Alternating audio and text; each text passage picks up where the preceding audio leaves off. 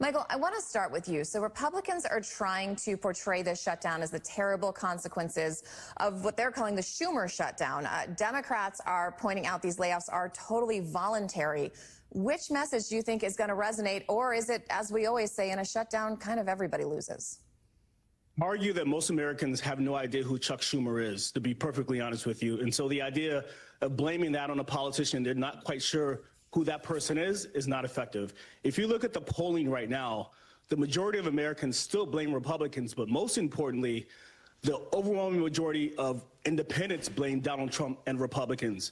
And so what that means is, as we look to the midterm elections, independent voters are what Republicans will need to hold the Senate. And so that's critically important. So to answer your question, I think the average voter says, all right, Republicans control the White House, they control the House, and they control the Senate. So explain to me how they can't figure this out.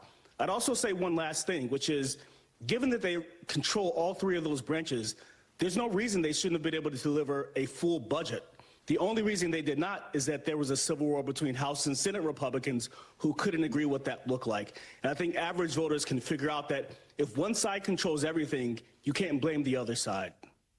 Speaking of a vote, Michael, top Senate Democrats have released a statement calling for Roosevelt to resign. Obviously, that's not going to have much of an impact, but, you know, he's kind of become an effective symbol for Project 2025. Is he kind of the new Elon Musk to this issue? You know, just like Musk was to Doge, is he becoming the face of Project 2025 in this administration? No, I still think most people have no idea who this guy is. I mean, people knew who Elon Musk was, and so it was easy to make that the face of what was bad with the government. I think that Democrats should focus on specifically what's happening in this country. You have sky-high prices that Donald Trump failed to address. They should address that. They should address sky-high housing costs that Donald Trump has failed to deal with as well. And then they should lay out their real plan. I think talking about a guy that no one has ever heard of who's just a bureaucrat is a waste of our time. I think Democrats should be focused on the message and clarifying how they're going to help voters.